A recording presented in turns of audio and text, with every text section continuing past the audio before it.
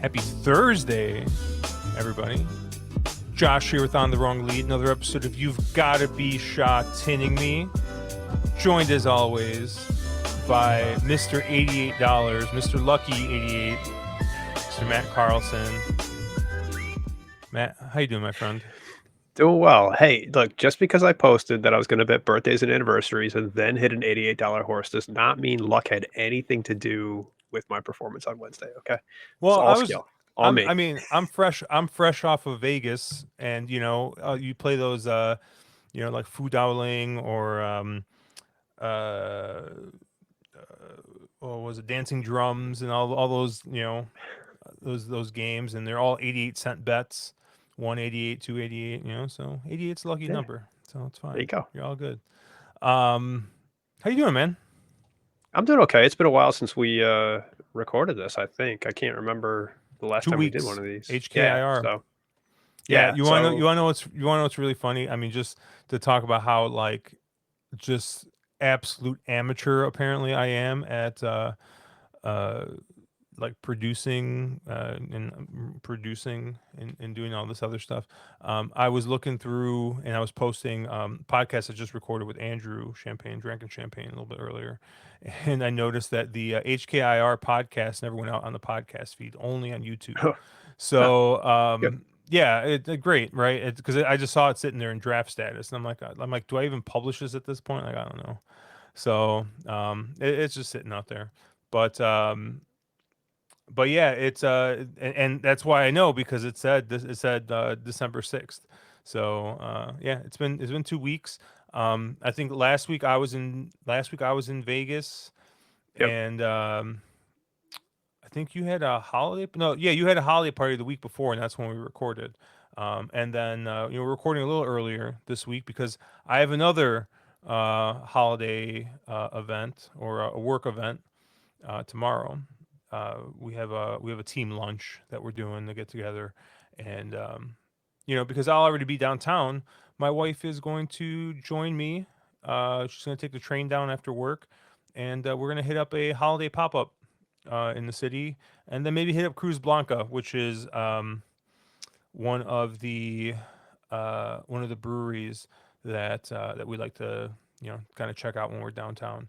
So, which reminds me, my buddy really loved a beer that I brought from there, and I'll have to pick one up from him, but for him. But yeah, uh, well, so busy tomorrow, and I probably wouldn't be back until pretty late, and I will be very well lubricated by that point. So, the one thing that we are going to be doing is, apparently, they have axe throwing, and Okay. my wife's always wanted to do axe throwing, so we're gonna throw some axes. We'll see what Have that's all about. it's I did it once. It's wasn't the biggest fan, but hey, teach their own. How So many yeah, axes did you throw?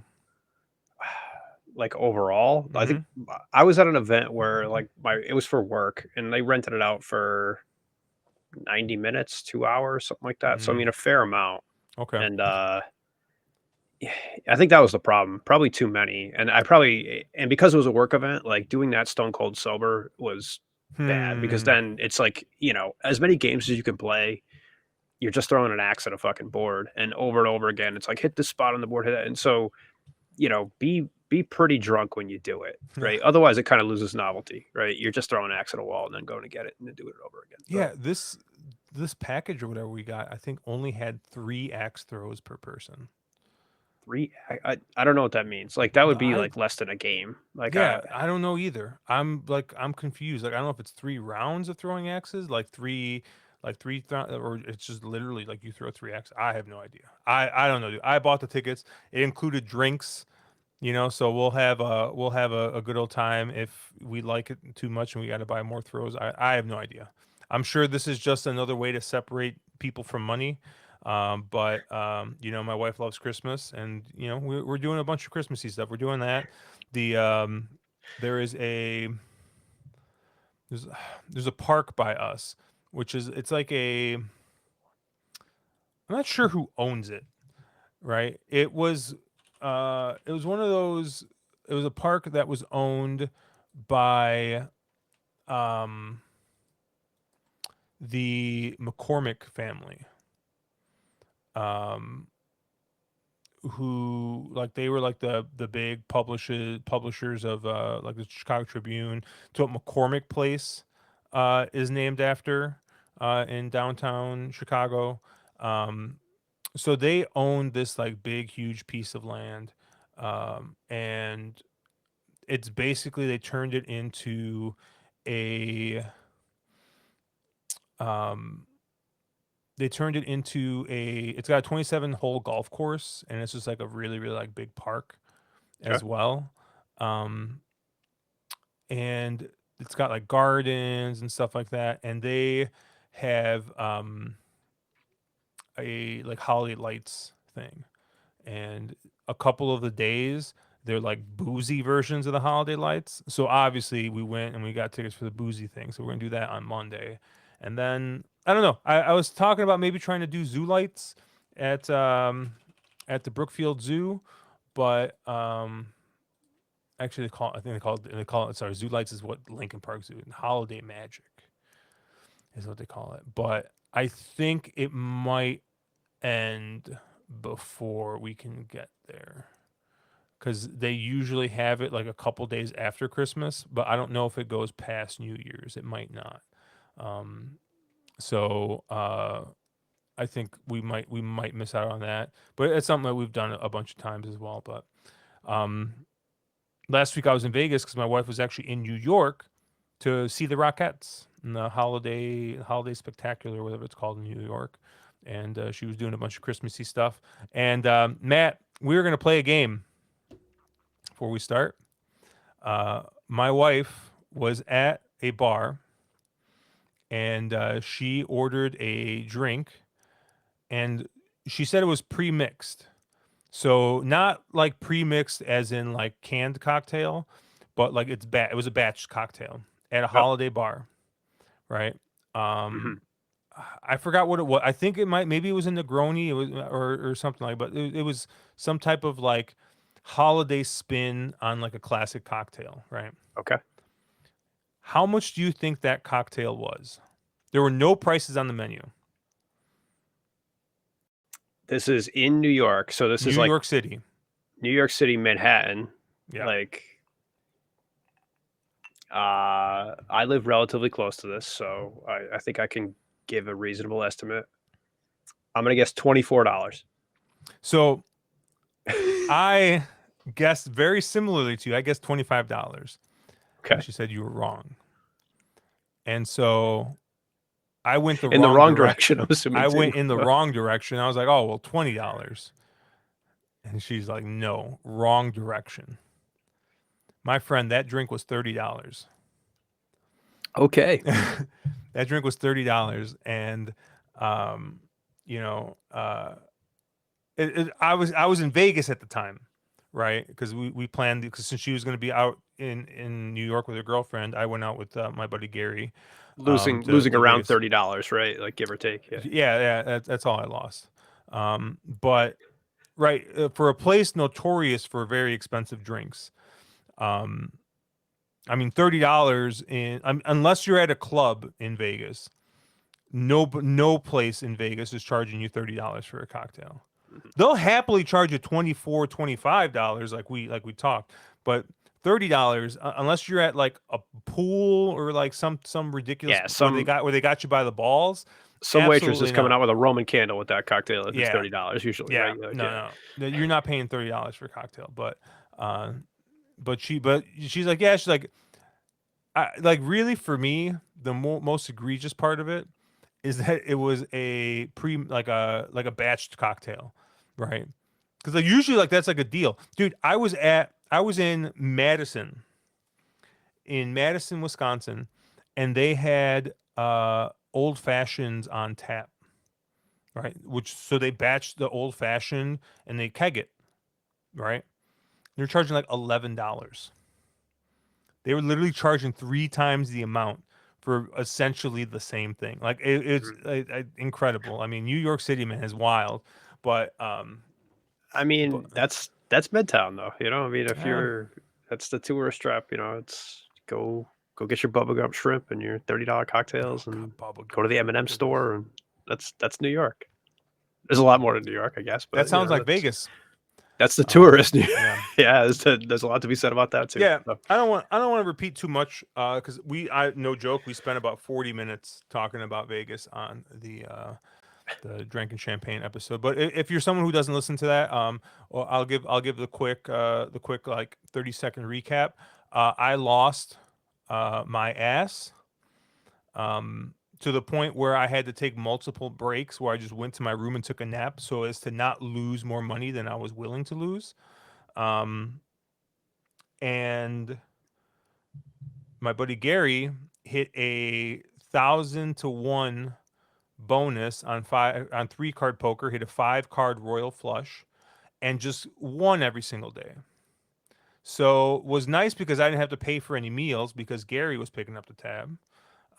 My folio at the resort was $40, and that was because I paid for dinner one night, and I had resort credit, and my stay was comped, and so like literally my balance was $40, not because I had no resort fees or anything, um, and yeah, it was they definitely got more. They got their money's worth on those comps out of me. I'll tell you that. But it was good. It was fun. I got to play some table games and stuff like that that I haven't played before. Limits seem to be going down. I saw nice. plenty of $10 tables, right? Okay. Which I feel like is like for me is like the $10 tables um, are great. $15 tables hurt a little bit more, but are still manageable. So I'm cool with that, right? If that's where we're gonna kind of stay for a bit. $25, like trying to play craps on $25, that's just too much for me. That's Dude, just too much for me because I mean, like, what I, yeah, it's you're putting thousands of dollars on a table on a yeah, no, $25 no, no. crap stew. Yeah, it's no. No, I'm good. I'm good. Like if I can buy into a table for like $300 and feel like I have enough money to at least play for a bit, like we're good. That's the level I want to be at, right? So on a $10 table, great, right? You're gonna be there. You can be there all the time. Playing $15 3 card poker with $300, like you can like well normally you can play for a long time. I will say we sat down at a table at Circa, Gary and I, we both bought them for 300, and the dealer was super sweet, very nice. She very engaging, right? I mean, obviously all the dealers at Circa are gorgeous. Like it was great. We were probably there for like 20 minutes, if that, and it was just a bloodbath. Um, but like I said, like Circa, same thing. They give me a little bit of free play, a little bit of resort credit. We went to the Vegas Vicky bar there, which is a craft cocktail place, and they had special like cocktails for the rodeo, and like so all that stuff got comped for us. Like we had a couple of cocktails there. We were nice and lubricated. We played 3 card poker and done 20 minutes, and then we played some crapless craps and some other stuff. But um, yeah, good trip. We'll be back. I'll be back in March and sometime, but yeah, we're 14 minutes in, and people are they want to hear about the real stuff. So why don't we start looking here at this late pick three here at Sha Tin, and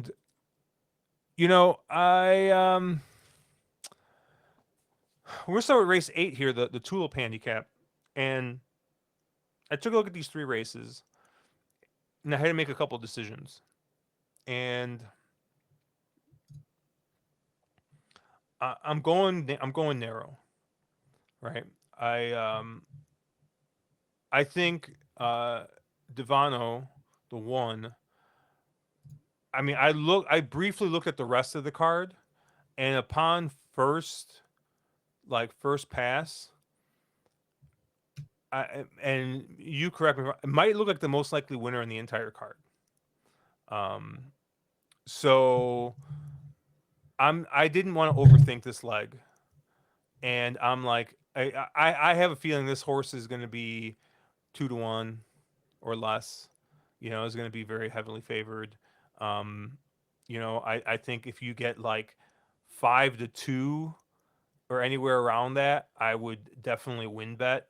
But I'm gonna single this horse in the pick three. I mean, this is just, this is just a case of what looks on paper to be the best horse gets the best draw and keeps a very, very good jock aboard. Now, granted, right, you look two back where you kind of had the same, maybe the same situation a little bit, and maybe you get a little worried because you had McDonald aboard, you had the two post, and he found a bunch of trouble there in the end. Um, and if you're looking at the PPs with us here on YouTube, um, you can kind of see, right. You see that last section, right, and you're seeing a bunch of 22s, right. You see a bunch of 22s. You see a 123, which was kind of like I don't know what happened there, but then you see a 24, and so obviously something happened there, right? Because this horse is pretty consistently running sub 23 last section, so. Um, I mean, you're just hoping that the horse kind of gets out in the clear there and doesn't get a repeat of that race two back. But I don't know. After horse was kind of laid up for about 3 weeks, came back, won a nice race here, and they're basically running it back with a better draw. So I had a hard time kind of looking past that horse. I mean, you got a couple of first time starters here. You got the eight legendary impact. I think you got a couple horses that maybe kind of have like, I think there's like an I don't know if this UR meant or if like it like that race didn't count or if they just dumped the jock, but didn't really have much information on that. You got a horse like the five Romantic Sun, um, who had Zach aboard on the rail, was the favorite first time out, and then kind of regressed the next time out. And now it's coming to Sha Tin, even though it's keeping Zach aboard. I think, maybe this horse takes a little bit of money, but I want no part of it. Um, and I don't know. This is kind of a case where I didn't want to overthink it. I just think the one is the best horse in the spot. He's getting the best draw, and he's got this arguably the best jock in the world, depending on who you ask. So yeah, we're not going to overthink it. We're just going with the one Devano A lone A, and that's my single. So I agree with you that J-Mac is the best jockey in the world. That said, I think Tavano's picking up too much weight. I hate Tavano. He's not on my ticket at all, which is probably great news for you because, it's one of those cases where I'm overthinking it and I'm just saying, hey, I'm going to toss maybe the best horse. And if I lose, so be it. That said, look, I mean, this horse is picking up 7 pounds, right? And I get that it's getting the rail draw. I get that it's got J-Mac aboard, but I think it's too much weight. I think that horse got a setup last time with a really fast pace. I'm just going to go elsewhere, right? I mean, I've bet Devano before, and I've told you I've probably been on this podcast a couple times saying, "Oh, Devano's going to win," and then I was probably off it last time when it did win. But I don't know. I'm just going to go elsewhere. Um, the couple horses that I did like and kind of want to go to are probably the lightly raced horses in here. I do like the I do like the 5 a little bit. I do like Romantic Sun. I don't love it. I think it was encouraging that Zach stays up, and I do think he could forgive the last out effort where the horse probably just didn't take to the wet ground, right? Um, and the two back effort on Figs looks really good, but he was on the rail the whole way around, right? I mean, I kind of got the perfect trip, and I don't think you get the perfect trip here. That said, I think this race doesn't have a ton of speed in it, and I do think there is some chance that Zach just kind of gets on the front and wires this all the way around. So I'm going to use that as a B. I mean, he could wire, but also Brittany Wong does have a horse in this race, and I think Speed Pro just has defaulted to saying, "Hey, if Brittany Wong is riding, just put her on the front." If you look Hmm. at it, she's on the 11. It's just like, she's going to send, so it doesn't matter what horse she's on; she's just going to fucking go. Um, so I have the 5 as a B. The two horses that I liked as A's in here. I like the 10 Victory Sky. I think, again, last race broke from the 13 post, kind of got, you know, bumped around from that, had to send, and kind of dropped out and dropped back. So I'm willing to forgive that race.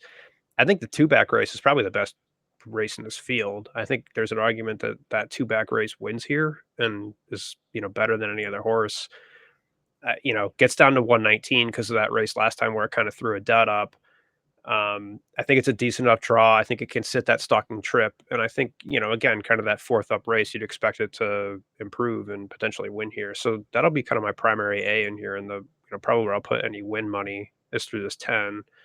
And then the only other horse that I liked a decent amount is the two Solid Impact. Kind of squinting, right? Like this horse is it's third up this season, right? It ran in July and then had a bit of a layoff. It ran in November. So okay, you can forgive the fact that it tried to make a lead on a very fast pace first up. Then it ran an all-weather race. And so I do think there's an argument to be made that the back races of this horse fit, that it's probably finding some form or hopefully finding some form. And if you forgive the first race and you forgive the dirt race, maybe you get a really good price on this. The trials have been really good. I guess watch the board. Hopefully I can find something that other people aren't in here and catch some decent money on it. But this is kind of a tilt your head sideways and say, hey, if something's going to bomb home, maybe this horse has some ability back in the bag and just kind of looks muddied up a little bit. So for the pick three, I'll be 2 and 10 as A's, and then use Romantic Sun probably as a B, and hopefully get around Devano. And if I don't, well, maybe I'll just play back to double. Yeah, if you don't, hopefully I hit. Yeah, there you go. Take Yeah, I your mean, take your chalk eating 5-2 or whatever you get 2-1. all right, let's move on to race 9 here. The Spruce Handicap. We got a 7 furlong race. The Unicorn distance, 1,400 meters. Another nice big old full field. I went too wide in this spot, but I'll let you go first. Where did you land? Yeah, I got one in here, and I mean it is on JMac at the 3 Johannes Brahms. I think you know last out you can kind of just toss entirely. That horse gets pitched back on the break, and I think it loses all chance. I mean, it rallies pretty well in the stretch, and you kind of see some of the notes where it gets bottled up, doesn't have clear run, etc. And that's kind of true, but I do think this horse wants to kind of do what it did first out, which is run that kind of towards the lead stalking trip, and it just really couldn't get that last out. And so hey, you had Zach up. Now you get J Mac. To me, J Mac is the best jockey in the world. I think he's better than Zach. You see him move horses forward, kind of better than Zach can. Hey, sometimes he also kills Lyle Hewitson by trying to do that. If you see, he's suspended after this week, so he's out for like 7 meets or something like that after this. So he's going to need money, and he's got to win as many as he can. And I think this is the chance to do it. So, J Mac on the 3 will be my primary A. The couple Bs that I do want to use, I want to use a 14 Cherry. I think this is a Cherry horse, right? I do think that Kai Ying Superb just wants to go, and I think if you have a horse that is a speed horse at lightweight, this is this is that 3 Cherry special, right? Just send and hope it hangs on, right? Fire away and hang on for dear life. Hitting that fourth race, I think hey, if it continues to kind of move forward on that fourth race, maybe, right? There's an argument here. So I'll use that as a B. And then reluctantly, I'll probably also use Lucy in the Sky. Um, Hmm. I don't know. I part of me just wants to let that horse beat me because it doesn't really fit on paper. It's looked bad when it's hit that high weight, right? This is kind of what I think is going to happen to Devano is that it's going to pick up or it picked up that extra 7 pounds and you kind of see it just hit that wall, right? And all of a sudden it's throwing up duds because it has to carry so much extra weight over the field. It kind of doesn't go anywhere. I do think losing this guy maybe still has some ability and can kind of pull it off at high weight. I guess watch the price. I do think, if this horse goes off under 3-1, you probably don't want any part of it. If it's over that, right? If people are kind of saying, hey, this horse doesn't have it anymore, it's off form, don't use it, it's probably a play. So most of my money will be through the 3, but then I'll use 2 and 14 kind of underneath to fill out my big 3. I feel like this is going to be one of those races that our friend Russ is going to message, or this one of these pick threes that Russ is going to be like, please tell me you played the group ticket. since we're gonna have all kinds of horses covered. All Because I different don't, horses. yeah, because I don't have any of those horses that you listed. Um, I think my top pick is actually going to be the 11 Glorious Success. Um, you know, it's a lightly raced horse. Uh, ran second on debut. Ran a pretty decent second, finishing behind by a length. And you know, you you might look at it. Oh, he had the rail. Well, guess what? He's got the rail again. He picks up no weight, right? He's basically running it back here. So I like to see that. Lower weight, right? Adzeni's aboard. He rode this horse last time, got a good trip and almost got there. So I'm going to kind of run that back here in the 11 Glorious Success. Hopefully, this isn't if you didn't go to the wedding, don't go to the funeral, since obviously it was 22-1. My guess is you're going to get halved, maybe thirded. I'm thinking you're going to get closer to like 8-1 here. Because I do think people are going to see, hey, lightly raced horse that ran well first up, because I expect a slight move forward, right, second up. So um, I thought the 11 Glory Success probably had a bit of a some upside, right. I looked at the two Lucy in the Sky. I kind of agree with you. I think this is going to be your prototypical Zach gets aboard. Let's bet this horse, right? This horse looks okay on paper, um, but this is a horse that is drawn an outside post again, and I don't know. Like, you kind of look at the races that the horses kind of run well in. At least on my PPs, was drawn in the three post, the four post, the two post.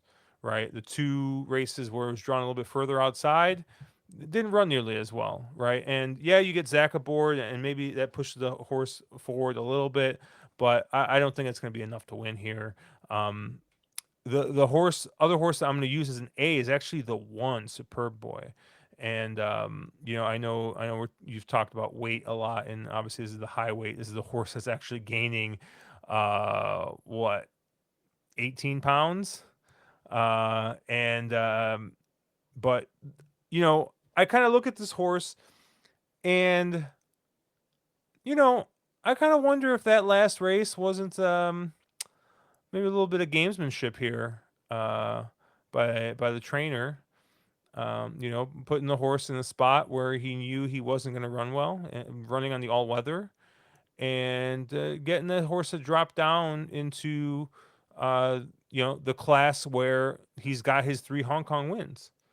This horse has got three Hong Kong wins. They've all been at class three, and they've two of those wins have been at this track at this distance, right? And he's actually got a pretty good record, track distance, right? He's got two wins, 5 seconds, and the third in 12 starts. So I kind of think that you kind of look back at the other races, um, and they don't look all that great. I mean, you do see a second place, four back at that point, a third place, five back, but you're kind of maybe a little bit, it looks a little bit dirtied up, um, a little suspect, but I think this might just be a case where he is, kind of finding his right group, right? And I think this is the class that he wants to be at. And I honestly, this is probably a horse that I would maybe toss in your stable, because if he doesn't fire here or he doesn't run really well, I think if he stays here in class three, in the next 2 or 3 races, he's going to win one. Because I just think that he's back in among the company he wants to be in, among the kind of beatables there. So if you look at the speed map, they think that this might be your leader. He's drawn inside of the aforementioned three cherry horse you mentioned, the 14. So maybe there's a chance that he gets out and gets the lead here, but um, I don't know. I think him kind of dropping in class. He's got a pretty decent record here at this track, at this distance, and specifically at this class. Um, he's got 3 wins, a second, and two-thirds in 10 starts at this class. So I really just think that it's kind of, you know, uh, being at the right level now. Granted, he's the high weight, so how much that's gonna affect him, we'll see. But I definitely think this is one that if he doesn't win here, is one that's gonna win in the near future. But I'm gonna use the 11 as my top pick, but I'm also gonna use the one here, Superb Boy, as well.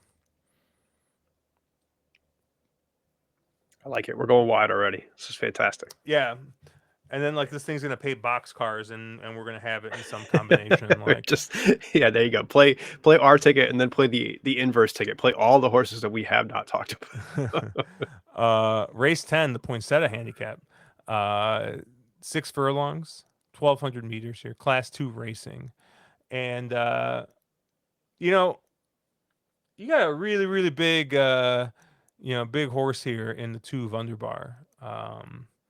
Zach Purton aboard again, and in 8 starts in Hong Kong, you got 6 wins, you got 2 seconds. So I mean, this horse is basically shot up the class ladder, and you know, won first up in class two.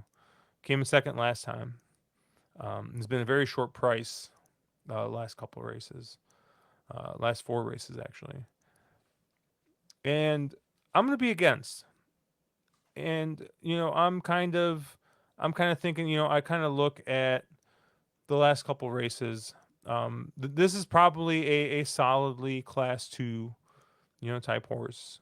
Maybe this horse will eventually sneak into class one. Maybe this is a stakes horse type. But you know, you kind of look at the last couple races, and he's gotten very, very, very favorable draws. I mean, he's gotten the two post, the two post, the one post, the two post, and he is now posted out in the 11 post. And if you look at those running lines, this is the horse that wants to get to the front. He wants to get to the lead, and I just think, he's gonna have a little bit more of a tough time here getting, I think, getting to the lead. One of my favorite horses running in Hong Kong, the Four Harmony and Blessed, drawn inside of this horse, and has also, got a fair bit of speed. And this is a horse that if you kind of look back, yeah, when he's been drawn outside, he's been at a disadvantage. But you look at some of those inside drawn races, and he shows up. So I'm using the Four Harmony and Blessed, right? I think he makes a little bit of sense. I'm going. He's got races that fit here. Um, and he's got a couple of races that match up well with Wunderbar. So I thought he made a bit of sense. You know, the 14 I give is another horse that's shown some speed, and he's also drawn inside of Wunderbar. And you got the low weight in here, um, and dropping a ton of weight. Last time out finished second, carrying 126 pounds. He's 9 pounds lighter here, and is the low weight in this race, which I think I don't know. I think he makes him intriguing, right? James McDonald rode him last time out, and to a nice second. Now you're losing 9 pounds, and you're coming right back. So I thought the 14 I give made a bit of sense, and then lastly the 10 bottom up together, and this horse drew the rail, right? And I'm not just blindly betting this horse because he drew the rail, but you look at this horse's form in the last 5 races. When he's drawn in the 3 post, he won. When he's drawn in the 1 post, he won. When he's drawn in the 8, the 11, and the 10 post, he has not won. He's still run well. Maybe not last race when he was in the 10 post, and maybe going a little bit further than he wants, but he's still done all right. So I think that just having the better draw is going to be enough to put that horse over the top. So I thought the 10 bottom up together made a ton of sense. I got the old Christmas tree going on here, the pick three, the 1 by 2 by 3 Christmas tree. We're staying festive apparently, but I'm gonna use the 4 Harmony and Bless because I have to. I'm gonna use the 14 I Give being the low weight, and I'm gonna use the 10 bottom up together because I think the draw is gonna really, put this horse forward a little bit. Where did you land, Matt? Yeah, so I ended up again on 3 horses that you did not Oh use, my God, but this is a thicket. it's it's so thick. It's fantastic. Um, Part of the reason I didn't use them is because I thought all the horses that you picked would kinda be going against each other, right? I thought horses like Harmony and Blessed and I Give and, like, Glory Elite and potentially even Brittany Wong on the one, Majestic Knight. I thought they'd all try to go, right? And, to me, that kinda screams melt. Now, granted, I think a couple times I've said, "Hey, this race looks like it's gonna melt," and then, like, 1 or 2 horses don't break well or they get smashed out of the gate, and you end up with a very different race complexion. So, I don't mind your ticket because I do think that stuff happens here and, kinda especially last race of the day, I think they tend to play pretty fast. They, like, scrape the track down just because, they're trying to fill in any gaps or anything like that. So, I do think it tends towards speed more so than a lot of other races in the card, but, um, to me, I was like, "Alright, I don't want a horse that's gonna have to get the lead, right?" I mean, I personally think you have to use Wonder Bar. I do agree with you. I think that horse is up against it, right? I mean, it's picked up weight. It keeps picking up weight. It keeps kind of moving up that class ladder, and I think between the draw, between everything else, like trying to vie for the lead, if that horse is a need the lead type, I think it can stalk, but it, I'm not sure.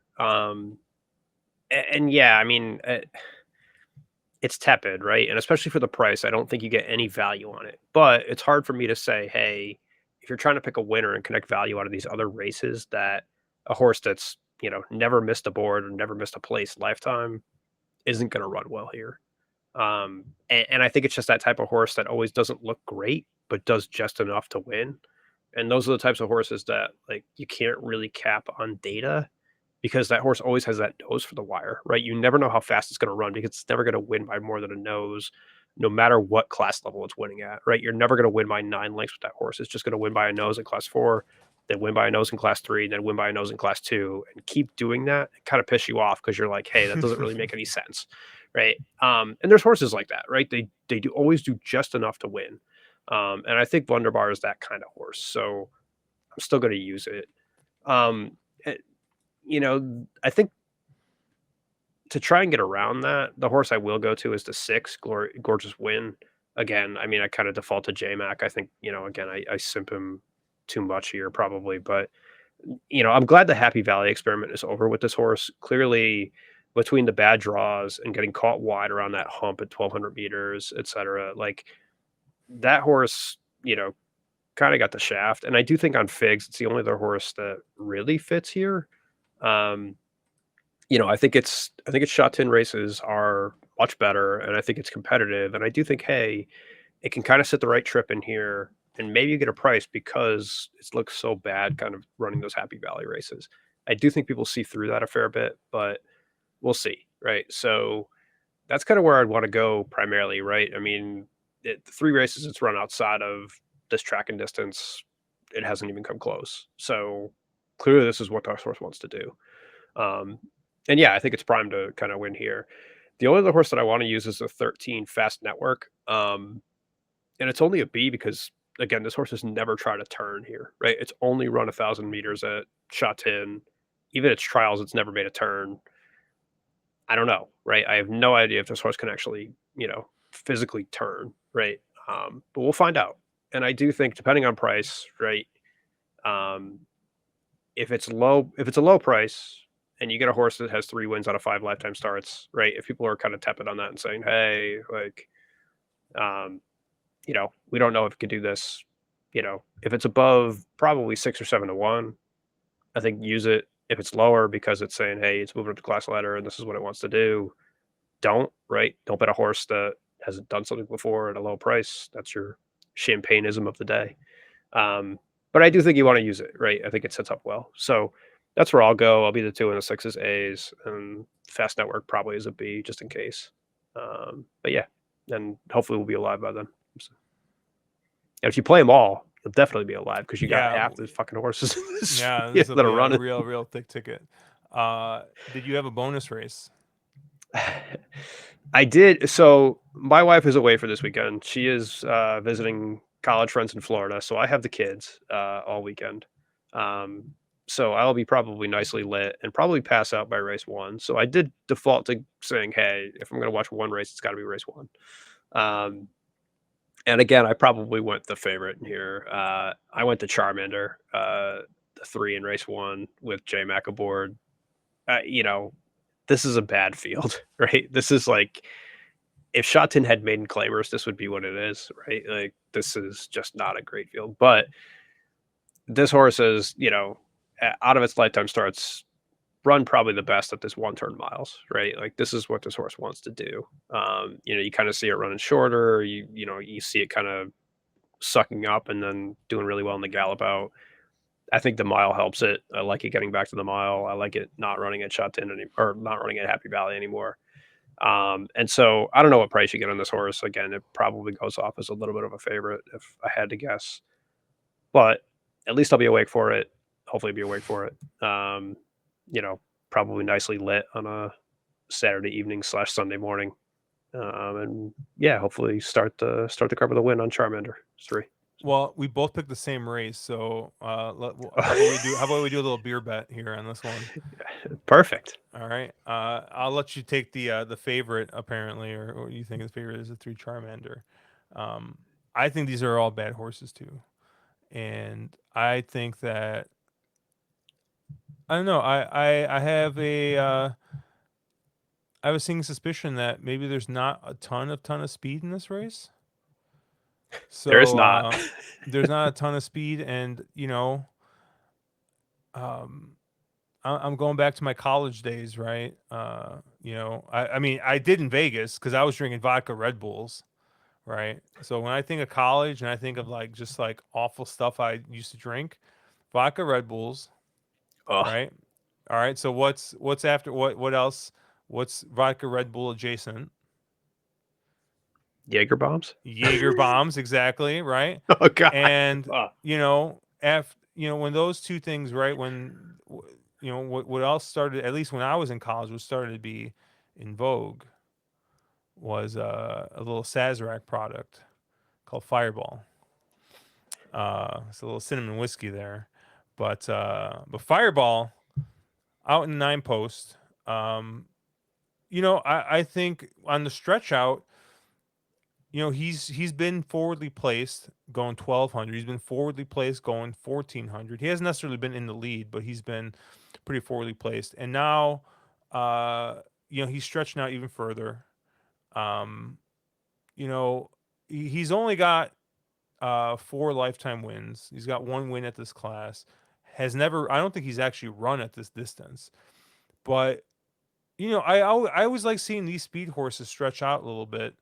And on top of it, right, you're getting low weight, right? You're going to be running at 122 pounds here. You're getting the bug aboard, right? So you're cutting off a little bit more weight. And yeah, I just think that there's a good shot that maybe he kind of gets out there, gets out in the lead, and maybe gets a little loose, stretching out. So I like to change to the 1600 meters here for Fireball, and that's going to be my pick here on our beer bet. And I'll send you a picture of the seller after this race because I'm sure I'm sure I'm dead in the water. so ironically, this conversation came up at a holiday lunch for my work. You could tell how old you are based on the cinnamon whiskey that you drank in college, right? Because you drank Fireball, and I was drinking Goldschlager at the time. Now, Goldschlager Oh, Goldschlager. is is much worse than Fireball, but it You had think nice so? gold flakes in it. I mean, eh, it depends what color vomit you wanted. Did you want red vomit or gold flakes in your vomit? Oh, dude, It's fine. So I remember one day I think I showed up to work. I was working at Jimmy John's in college, And my buddy's like, "You want to do shots of Goldschlager in the parking lot before work?" And so we did a couple shots of Goldschlager before we went in and worked uh, at Jimmy John's. Um, Man, Goldschlager, I completely forgot about that. Um, For good reason, right? You're Dude, welcome. okay, not to talk too much about college drinking, but possibly one of the most like hungover I've ever been. Uh, because and of course, right, this is how these stories always start, right? Um, I think it was like a month, like a Sunday or a Monday, just like not a drinking day, right?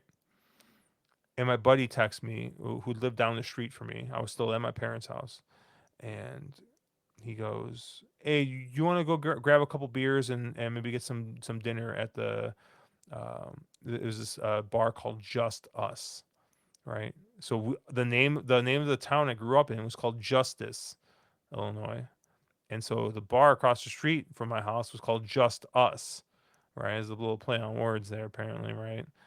And so we're like, yeah, yeah. I'm like, yeah, sure. Right. The guy who owned the bar was a nice guy. He also cooked in the back, and he actually made a really good burger. Um, so I was like, yeah, we'll grab a burger, and we'll drink a little bit, have and play some darts or whatever. So we go out there, and we drink a couple Miller Light. We have a couple Miller Lights, have a burger, and we start playing darts. And my buddy's like, oh, let's do a shot. I'm like, all right, fine. And so uh, what was it? We alternate. So obviously, right, multiple things happened. But I forgot if we started with Black House or if we started with Rumplemints. Oh God. Yeah, yeah, that was the Black House, Rumplemints, and Miller Lite. Right, that was the combination. That was the apparently that was the key that unlocked something because next thing you know, dude, right, we have a couple beers. We had I think we got like a bucket, right? And this place like Miller Lights were $1.50, right? Like that was just a normal price. So I think we got like a bucket of Miller Lights. We were playing darts. We got a shot. The bar owner saw we were doing shots, so he bought us a shot. And next thing you know, my buddy is on the jukebox requesting the song Laffy Taffy and just singing Laffy Taffy over and over and over again. Take that Laffy Taffy. Dude, so but the best part of this, right? So this place was walking distance from our houses, right? So like literally across the street from my house and literally down the block from my buddy. My buddy lived on the other like at the end of our block, right? Like perfectly safe for us to get home.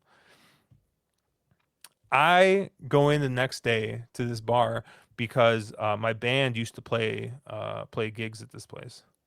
So I go back to this bar, and the bartender who's there was the same bar. It was the bartender who worked the night before. She's like, "Did your friend get home okay?" And the regulars that were at the bar asked me, "Did your friend get home okay?" Oh God. I'm like, "Dude, how much did we drink that they were worried that we couldn't walk a block?" Like literally walk a block. Like, oh goodness. And I was my buddy was texting me the whole day and he was in pain. He was in much worse off shape than I was, but he was in pain the next day at work. He's like, yeah, dude. He's like, I threw up like 3 times. He was like, it was awful. And I don't think I've not touched Rumplemans or Black House since then. But that yeah, Goldschlager was in like that same the same class of drinks. So my band we used to do Jaeger bombs before every show just because Oh it my was a God. meme, right? And so we're like, oh, these are awful, and it's like every show we'd still do them, But yeah, dude, I did vodka, diet Red Bulls, and that's just it ain't in the playbook anymore. It can't be in the playbook. I'm better off just doing straight straight whiskey, because that was For a not. number of reasons. Yeah. Yeah, that was just not a good decision. Bad decisions were made. maybe Uh, maybe for the year end show, we'll break them back out. Maybe. I mean, I actually really like the taste of Red Bull. Like and I don't mind diet Red Bull either, but yeah, it's God bless you. yeah, yeah, it was a rough thing, but it's gonna do it for us. And you've got to be Sha Tinning me with our college drinking stories and pick threes that hopefully one of them hit.